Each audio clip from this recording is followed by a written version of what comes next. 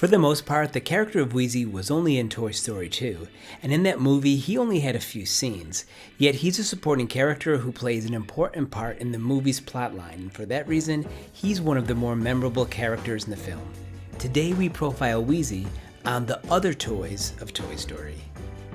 But before we get started, feel free to subscribe to the Tech Talk Toys YouTube channel where we will be releasing more episodes of the other toys in the future. So thanks for your consideration, and now let's get to everyone's favorite squeaker toy turned lounge singer, Wheezy. The idea for the character of Wheezy dates back to 1991, when Pixar wrote the script for a half-hour special called The Tin Toy Christmas, which unfortunately was never made due to budgetary reasons.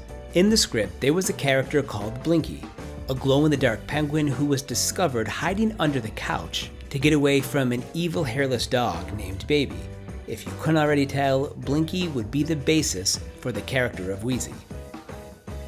Now, we don't know much about Wheezy's past, but his origins were actually revealed at Toy Story Land at Disney's Hollywood Studios theme park. On the Slinky Dog Dash roller coaster, you'll find an image to the box art of the original Wheezy toy. Here's a photo that I snapped. You can see that Wheezy is a bath toy sold at Big Al's toy store. If you can look past the ornamental grass in the bottom of this photo, you'll notice that ironically, this bath toy does not work in water. Keep that in mind for a second. Wheezy made his debut in Toy Story 2. He was voiced by Joe Ranft and Robert Goulet. He's a meek, likable, black and white penguin. Much like in the plot of A Tin Toy Christmas, Wheezy is hiding, this time up on a shelf rather than underneath the couch. The story is that Andy's mom shelved Wheezy when his squeaker was broken. Perhaps Andy broke it while trying to use Wheezy in the tub. Remember, he didn't work in water. Regardless, Wheezy was forgotten by everyone as he couldn't call for help with the broken squeaker. Instead, he just sat up on the shelf, coughing up dust. Now Andy's mom, trying to clear out the playroom, tries to sell Wheezy at a yard sale, prompting the loyal leader Woody to make a heroic effort to save his friend, which also leads to his kidnapping and the start of the main storyline in the film. But at the end, Wheezy's squeaker is fixed, and that allows him to sing a big band version of the Toy Story anthem, You've Got a Friend in Me. This is the last scene of Toy Story 2 and a very memorable moment. Now, we didn't know it at the time, but this essentially would be Wheezy's swan song, or penguin song, I guess. These appearances in Toy Story 2 are pretty much the only time that we see Wheezy in the Toy Story universe. He did make a very, very brief cameo in Toy Story 3, in the opening, which was a flashback scene, and he did have one speaking line in the Buzz Lightyear of Star Command VHS release. You ought to sign that tape. It might be worth something someday. But that's about it. After Toy Story 2, we would never really see or hear from Wheezy again. Why is this? We don't completely know.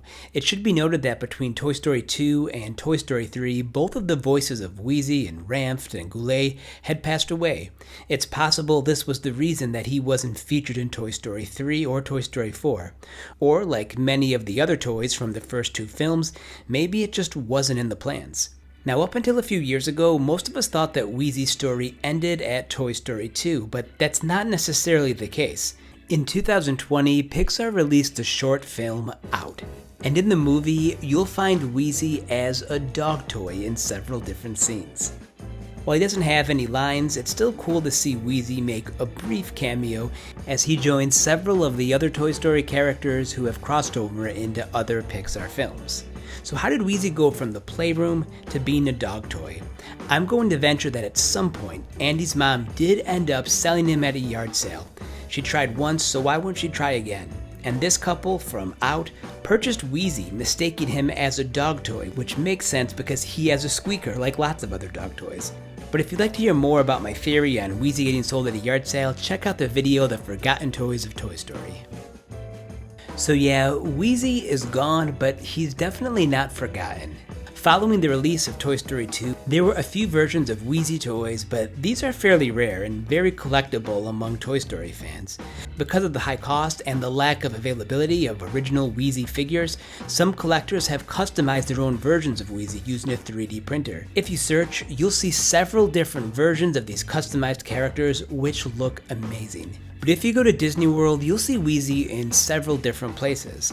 Check out this poster of Wheezy which hangs in the lobby of the Monsters Inc. Laugh Floor attraction. You'll also see Wheezy and other characters at Toy Story Mania and Toy Story Land at Hollywood Studios. In fact, Wheezy was actually featured in the TV commercial. Make way for the pig. Howdy, partners. Climb aboard. Now, Toy Story Land is also the same spot where Wheezy is immortalized at the end of the Slinky Dog Dash roller coaster. Once the ride is complete, you'll see a giant animatronic Wheezy singing "You've Got a Friend in Me" alongside his pal Mr. Mike. When the road looks rough ahead and you're miles and miles from your nice warm bed. This is a fantastic way to end an awesome attraction and ultimately to remember the character of Wheezy. So while he was only a small part of the Toy Story universe, Wheezy remains one of the most memorable and collectible among Toy Story fans. So thank you for watching the other toys of Toy Story. What did you think of this episode about Wheezy? Are there other toys that you'd like to see profiled? Leave a comment for me below. So thank you for watching and have a great day.